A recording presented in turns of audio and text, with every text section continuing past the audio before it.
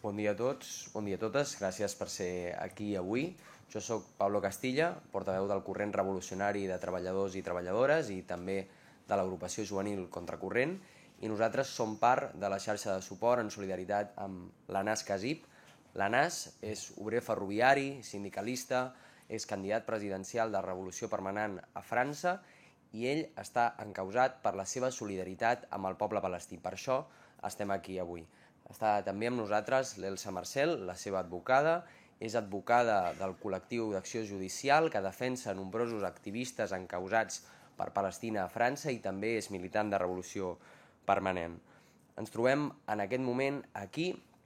on estem veient com el poble palestí està patint un genocidi. En aquests moments estem veient com Israel està duent a terme una ofensiva a la Franja de Gaza i a Cisjordània amb l'objectiu d'ocupar permanent i definitivament el territori, negant inclús l'accés i l'entrada d'ajuda humanitària, i per això no em vull oblidar de tot el moviment internacional que s'ha aixecat en solidaritat amb aquesta causa, com és la que defensa també l'ANAS. Ara mateix, a la Universitat Autònoma de Barcelona, estem veient que hi ha estudiants, companys i companyes que estan acampant, com ja ho van fer fa més d'un any, per exigir el trencament de relacions amb Israel i la fi del comerç d'armes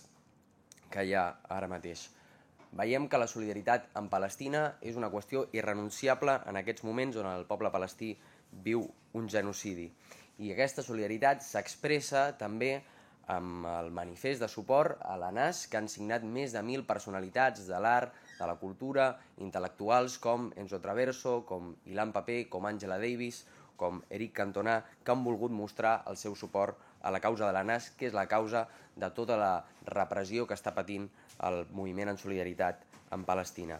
Per últim, volia agrair al grup parlamentari de la CUP per ser present avui en aquesta roda de premsa i també als grups parlamentaris d'Esquerra Republicana i dels Comuns, amb els quals també ens reunirem després per explicar el cas de l'ANAS i la situació que està vivint. Ara mateix us deixo ja amb l'ANAS i l'Elsa, que farà també les tasques de traducció en aquesta roda de premsa. Moltes gràcies.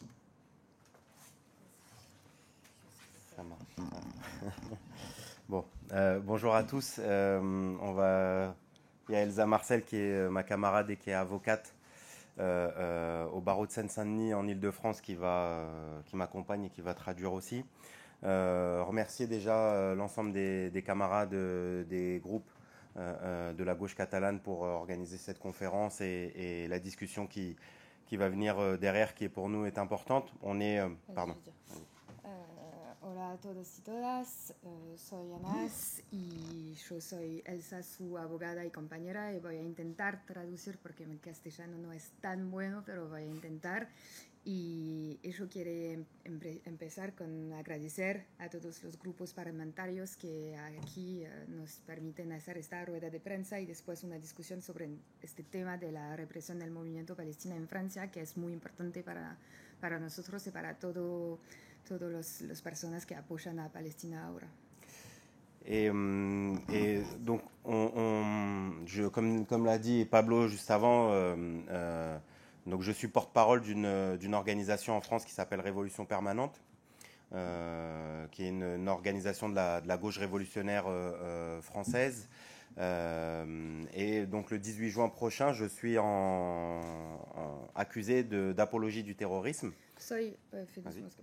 Estoy el portavoz de Revolución Permanente, que es una organización de izquierda revolucionaria en Francia, y el 18 de junio tengo un juicio y soy perseguido penalmente por la acusación que se llama en Francia, que se usa un montón en el momento, que se llama apología del terrorismo.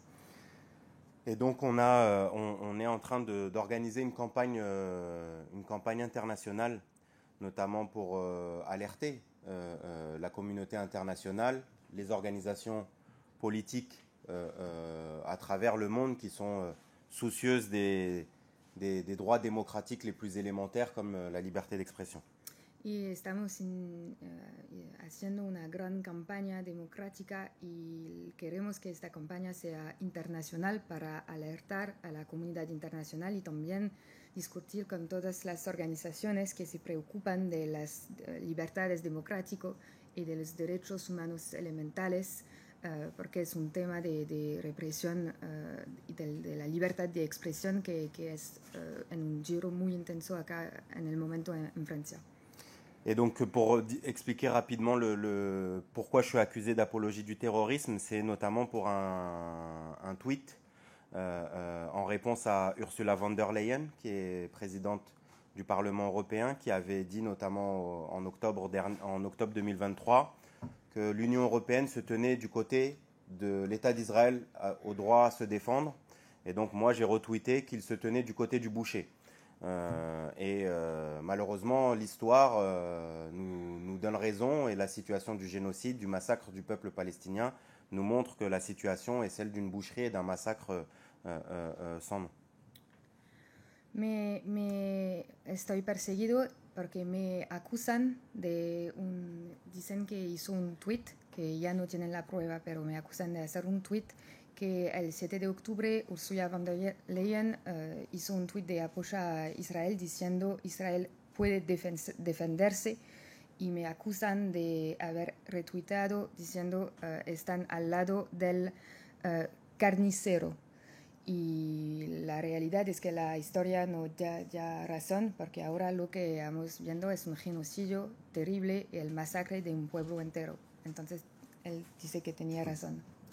Et ce qui fait que je suis le premier porte-parole d'une organisation politique à être poursuivi en France. On n'a pas les chiffres exactement, mais on compte, les journalistes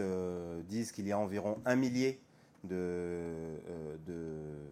d'attaques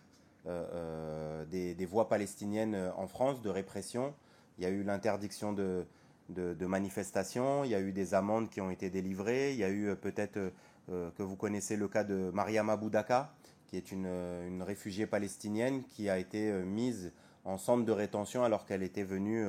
pour faire un meeting, pour faire entendre la cause palestinienne. Et donc, cette répression. Exactement, et la dissolution récente d'une organisation importante, d'un collectif qui s'appelle Urgence Palestine en France, notamment dont le porte-parole est Salah Hamouri, qui est un ancien prisonnier palestinien qui a fait 12 ans de prison dans les prisons de l'État d'Israël. No se conocen las cifras exactas, pero las periodistas y la gente se dice que hay cientos y más, se parecía que a más de 1000 procesos judiciales que casi siempre terminan en condenas, que al principio del otoño 2023 prohibieron a todas las marchas de solidaridad con Palestina, que también hay el caso que fue bastante conocido en Francia de Mariam Abou Daka, que es una militante palestina que viniera a Francia para hacer conferencia y que fue en Cana y le expulsaron a Cairo con una brutalidad histórica. Y también el caso de la principal organización de defensa de los palestinos, que se llama Emergencia Palestina, cual portavoz es Salah Hamouri, un preso político que hizo 12 años de cárcel, que el gobierno ya la disuelvo a esta organización de apoyo del pueblo palestino. Et ça montre, et cette campagne internationale que l'on organise autour du procès, elle est là aussi pour dénoncer le double discours de Emmanuel Macron, le double discours de plusieurs pays impérialistes